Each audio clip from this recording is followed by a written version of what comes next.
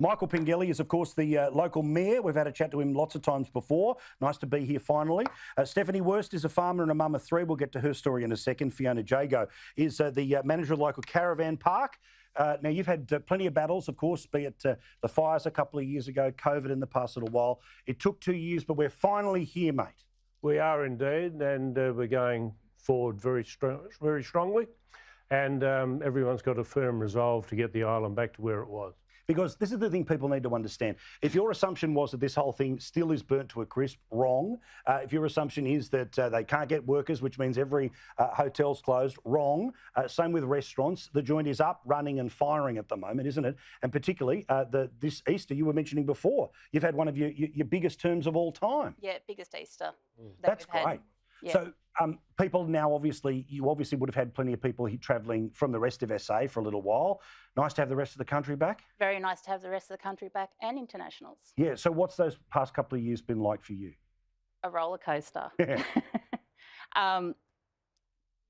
We were tracking well until COVID hit us again after the fires. We were ready to open for the fires and close for the fires.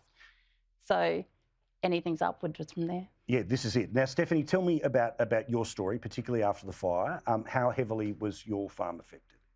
Yeah, so we unfortunately lost the whole farm, including our home, half our livestock and about 70 kilometres of fencing and all infrastructure, plant and equipment.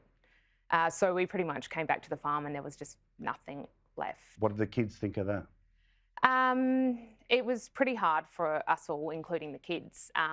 It was just after Christmas. You know, they lost all the gifts they'd got. They packed a small backpack. We didn't actually think our house was going to go. The fire was about 70 kilometres away when we left our home.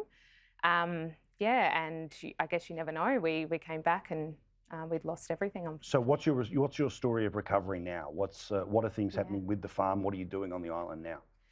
So we are back on the farm now, which is fantastic. We're on a home on the farm. We've pretty much replaced all the fencing, all the infrastructure, and we're getting there. We've replaced all the livestock. We're pretty much nearly back at full capacity.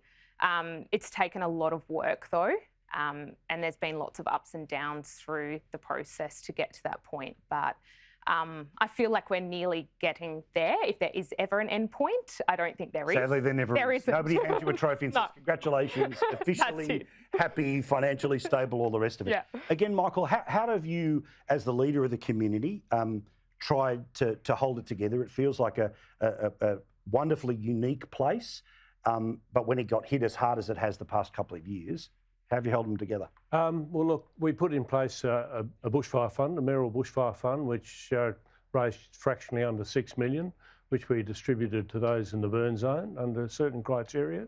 It's just blown me away with the capacity of the island community, particularly those in the burn zone, to come back to where they are today. And also on the tourism side, people like Fiona and Craig and whatnot that basically were put out of business. Along with farms. It's just been an enormous effort by the Kangaroo Island community, brought the island together like I've never seen it before. They'll get over it. But it's just been something to behold. I would never ever want to see it again in my life, but I actually feel privileged to have been there during the fires, and the support we got from state and federal governments. It's just been brilliant. So Fiona, to the people that are watching us at home right now, what sort of tourists do you like to have in Kangaroo Island? Tourists who love the outdoors. Come to see the wildlife. There's still some left. Yeah. There's a lot of wildlife still out there. Wasn't all blown away as people were told. Is this the type of place where if you want to have the little sort of second honeymoon, you can do that here, but if you want to have the full-blown family gathering, you can do that here. We just had a 70th birthday on the weekend. Fantastic. Yeah. What's your favourite part of the island, apart from your own joint? Oh, my own joint for sure. Flinders Chase is amazing. Weirs Cove is my favourite spot. Yeah. That everyone can go to, and there's a couple of places I like that if you do the Wilderness Trail, you get to see as well. Excellent. And yet she's not holding back on any secrets here. Stephanie, again, tell us about what you would like to see people see when they come back here. What are the sorts of things that people would be able to see if they visit, and if they want to, they can buy a joint and live here too. Yeah. Well, if they can find a place to find. Maybe I just saw the ad on the ferry. Yeah. I thought there was, okay. I think what I love most about the island is the natural beauty of the beaches that we've got, and you can quite often get to a beach and you're the only person there, and it's just magical. I love Stokes Bay. I'm a bit biased because I'm not far from it, but it's got a really sheltered rock pool for the kids, and yeah, it's just a beautiful beach. So. Now, when's the next mayoral elections? Local government elections in November this year in South Australia. Oh, okay. So you'd be really helpful if I said to you, what's your favourite part of KI? I'm a born and bred Kangaroo Islander, so I love all of Kangaroo Island. Fair enough. And I think I'd probably complement that by saying that farming and tourism complement one another on Kangaroo Island. They don't compete. Yeah. And it's the community that gets me. I love the community. So, you know, it's my home, always has been. It is a beautiful part of Australia. You must visit here.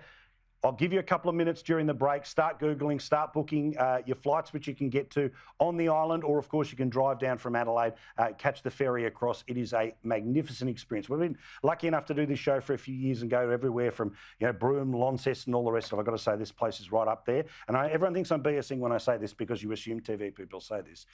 September school holidays, I'm back with the kids. I just instantly knew this was a place that I cannot wait to bring two little people back to. So if you see a bloke smoking a cigar somewhere around here, it'll be me. Follow the smoke signals. Thank you very much, guys.